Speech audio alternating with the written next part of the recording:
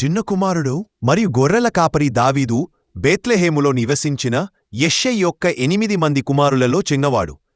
ఆ సంస్కృతిలో చిన్న కుమారుడు కుటుంబంలో తక్కువ స్థానం కలిగి ఉండేవాడు. దావీదు ప్రధాన బాధ్యత అతని తండ్రి గొర్రెలను కాపాడటం.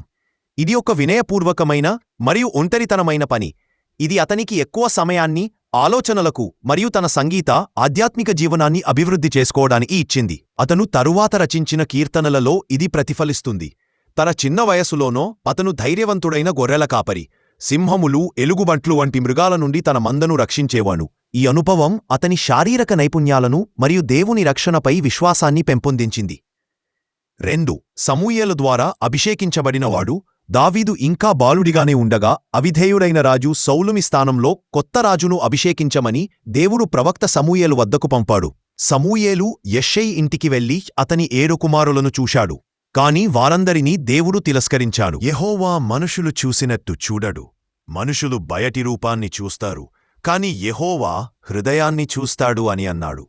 సమూయేలు మరేవైనా కుమారుడు ఉన్నాడా అని అడిగినప్పుడు యెష్షయి పొలంలో ఉన్న చిన్నవాడైన దావీదును పిలిపించాడు.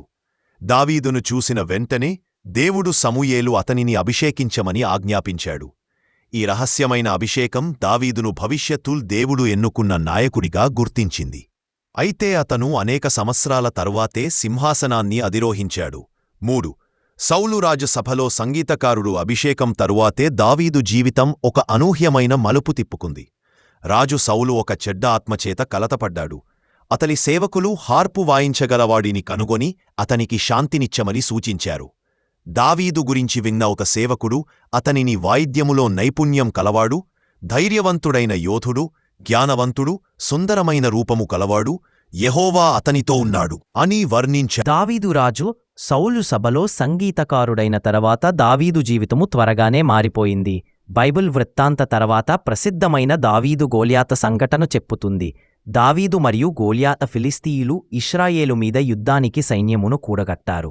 2 సైన్యములు ఎదురెదురుగా కొండమీద నిలిచాయి. గోతు పట్టణానికి చెందిన ఒక రాక్షసుడైన గోల్యాతని వీరుడు సవాలు విసిరాడు. అతను 9 అడుగులకు పైగా ఎత్తుగల భీకర యోధుడు.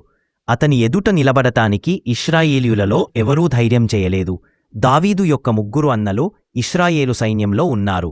దావీదు ఇంకా గొర్రెలను కాస్తూ ఉండగా అతని తండ్రి యెష్షయి అతనిని అన్నల కోసం ఆహారము తీసుకువెళ్లమని యుద్ధరంగానికి పంపాడు. చేరుకున్నప్పుడు గోలియాత్ చేసే అవమాన వాక్యాలను విని ఇశ్రాయేలీయుల భయాన్ని చూశాడు.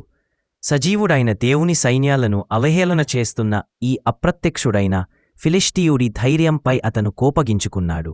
చిన్నవాడైన గొర్రెల కాపరిగా ఉన్నప్పటికీ దావీదు ధైర్యంగా గోల్యాత్తో యుద్ధానికి ముందుకొచ్చాడు. రాజు సౌలు తొలుత సందేహపడ్డాడు, కాని దావీదు యొక్క దృఢమైన విశ్వాసాన్ని, సింహములు, ఎలుగుబంట్ల మీద పొందిన విజయాలను విన్నాక అతను అంగీకరించాడు. సౌలు తన కవచమును ఇచ్చినా అది దావీదుకు బరువుగా ఉండింది. కాబట్టి అతను ప్రవాహము నుండి 5 మృదువైన రాళ్లను తీసుకొని తన గొల్లను పట్టుకున్నాడు. గోలియాత్ను ఎదుర్కొన్నప్పుడు అతను దావీదును రాళ్లతో వచ్చినందుకు ఎగతాళి చేశాడు. దావీదు ధైర్యంగా ఇలా అన్నాడు, నీవు ఖడ్గముతోనూ కర్రతోనూ భుజముతోనూ నా యొద్దకు వచ్చితివిగాని నేను నిన్ను సమస్తాధికారి అయిన యెహోవా నామమునొద్దకు వచ్చితిని. ఈరోజు యెహోవా నిన్ను నా చేతికి అప్పగించును. అంతటి వారందరికీ ఇశ్రాయేలులో దేవుడు ఉన్నాడని తెలియును. అప్పుడు దావీదు తన గుల్లతో రాయిని విసరగా అది గొల్యాత్ నుదుటిపై బలంగా తాకి అతడు నేలకూలిపోయాడు. దావీదు గొల్యాత్ ఖడ్గమును తీసుకొని అతనిని చంపాడు. తమ వీరుడు చనిపోయినట్లు చూసిన ఫిలిష్తీయులు భయంతో పారిపోయాడు. ఇశ్రాయేలీ వారిని తరిమివెళ్లి ఘనవిజయం సాధించారు. దావీదు ఖ్యాతి మరియు సౌలు అసూయ గోలియాత్ మీద దావీదు సాధించిన విజయం అతనిని జాతీయ వీరుడిగా నిలిపింది. రాజు సౌల్ అతనిని శాశ్వత సేవకుడిగా చేసుకొని సైన్యంలో ఉన్నతాధికారిగా నియమించాడు. దావీదు చేసిన ప్రతి కార్యములో విజయంవంతుడయ్యాడు. అతని ఖ్యాతి విపరీతంగా పెరిగింది. ఇశ్రాయేలీయులు, యూదీయులు అతనిని ప్రేమించారు. స్త్రీలు ఇలా పాడేవారు, సౌల్ 1000 మందిని చంపాడు, దావీదు దశల 1000 మందిని చంపాడు. ఈ ప్రశంసలు సౌలుని కోపగించాయి. దేవుడు తనను రాజుగా తిరస్కరించిన సంగతి తెలుసుకొని దావీదు తన సింహాసనాన్ని స్వాధీనపరచుకుంటాడని అతనికి భయమేసింది. ఆ అసూయ ద్వేషముగా మారింది. సౌలు దావీదు వీణ వాయిస్తున్నప్పుడు అనేకసార్లు కర్రతో చంపడానికి ప్రయత్నించాడు. అతను దావీదును ప్రమాదకరమైన యుద్ధములకు పంపాడు. అక్కడ అతను మరణిస్తాడని ఆశించాడు. తన కుమార్తె మీఖలును పెళ్లి చేసే అబద్ధపు ఉద్దేశంతో దావీదుకు ఇచ్చి పెండ్లి కానుకగా 100 ఫిలిస్తీయుల ముందు చర్మాలను కావాలని డిమాండ్ చేశాడు. ఇది అసాధ్యమనుకున్న సౌలు దావీదు చనిపోతాడని భావించాడు. కాని దావీదు విజయవంతమై మీఖలు అతని భార్య అయ్యింది. పలాయన జీవితం సౌలు మరింత బహిరంగంగా దావీదును చంపేందుకు ప్రయత్నించగా సౌలు కుమారుడు యోనాతాను దావీదు మిత్రుడు అతని హెచ్చరించాడు. దావీదు పారిపోయి పరారైనవాడిగా మారాడు.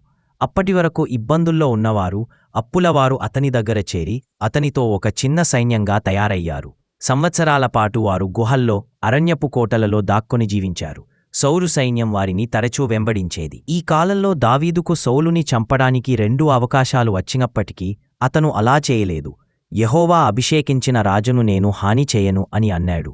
ఈ కార్యాలు అతని నీతిని, దేవునిపై విశ్వాసాన్ని చూపించాయి. చివరికి ఫిలిస్తీలతో జరిగిన యుద్ధంలో సౌలు యోనాతాను ఇద్దరూ మరణించారు. దావీదు తిరిగి వచ్చేందుకు స్వేచ్ఛ పొందాడు. దావీదు రాజు అవుతాడు. సౌలు మరణించిన తర్వాత యూదా ప్రజలు దావీదును తమ రాజుగా అభిషేకించారు. కాని సౌలు కుటుంబ సభ్యులతో కొన్ని సంవత్సరాలు గృహయుద్ధం జరిగింది. చివరకు ఇశ్రాయేలు గోత్రాలందరూ దావీదును తమ రాజుగా అంగీకరించారు.